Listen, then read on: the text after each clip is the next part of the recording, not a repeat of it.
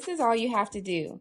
So you start off with a template. This is my favorite template that I put together. This is my favorite quote. After you get what you manifest it, ask for the discipline to keep it and the wisdom to multiply it.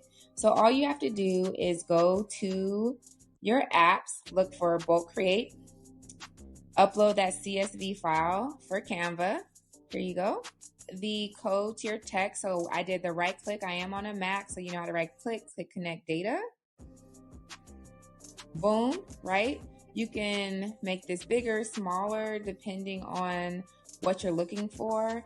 It's best to do this when there's only one item in that Canva file instead of a list of 12. I know a lot of us just build on over time, but just start with that one template and then you click continue. If you want to generate all of them, you can actually select which quotes you want and click generate the 29 pages. And as you can see here, we have generated these quotes for these 29 pages, right? These 30 quotes are here in Canva and it's ready just like that. And all we have to do now is decide what our posting schedule is. It's so easy to do this.